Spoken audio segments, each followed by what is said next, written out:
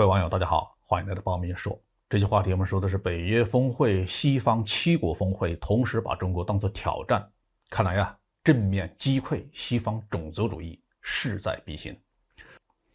6月底在欧洲开了2个会，一个是在马德里召开的北约组织的峰会，一个是在德国的巴伐利亚州召开的西方7国的首脑会议。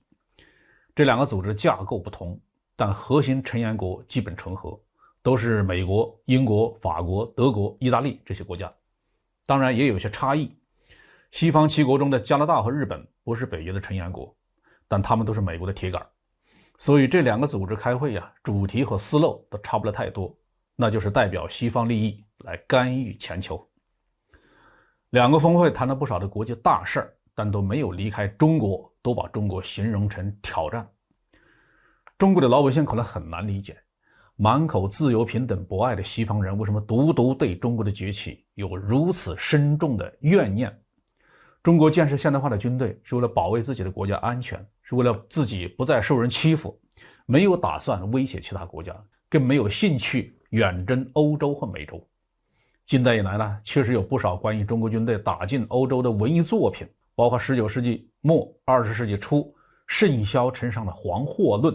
但这些东西都是欧洲人自己弄出来的，自己吓唬自己的。中国军人唯一一次前往欧洲作战是在1战期间，以协约国成员的身份派出了工兵。不少人认为欧洲北约国家对中国的恶劣言辞主要是受到了美国的胁迫。但是从近几年欧洲政界支持疆独、支持藏独、支持香港暴乱分子的情况看，以及这一次马德里峰会的情况看呢，事情没那么简单。在欧洲呢，存在着严重的原生反华思潮，相当一部分的欧洲政客本身就是当年发动鸦片战争、发动8国联军侵华的殖民者的子孙后代，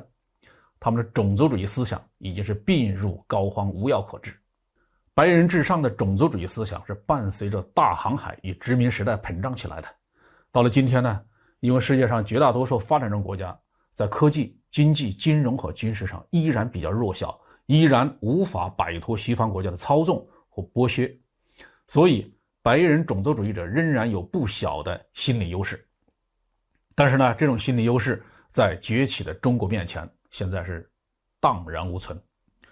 马德里会议的决议中呢，对中国的内政问题做了又臭又长的指责，最突出的部分是中国在全球经济中的作用。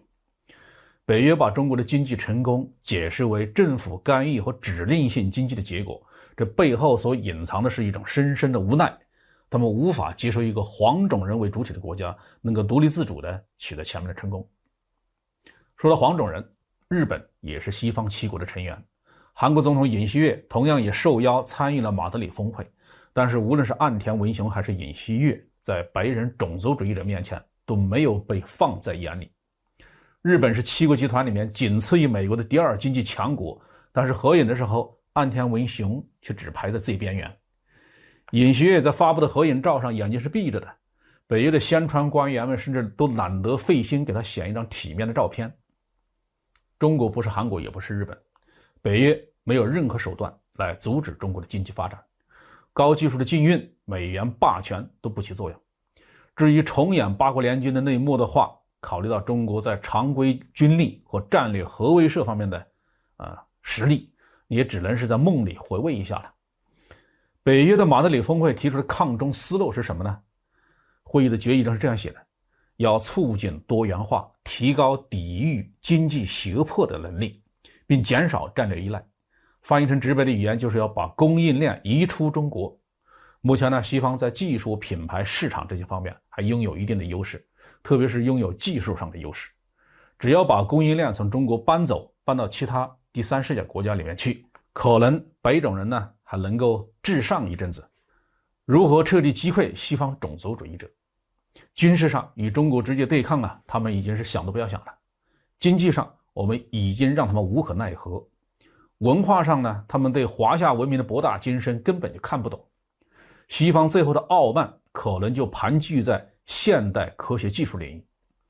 在这次7国集团峰会上，各成员国发誓要加强和提升在网络空间、量子密码学、全球技术标准和其他的数字经济基础方面的合作。这些方面的突破确实会带来新一轮的产业革命。如果我们中国能够更快的取得突破，那我们领先人类进入新的科技时代之日，就是西方种族主义的优越感彻底的崩塌之时。这句话就说到这里。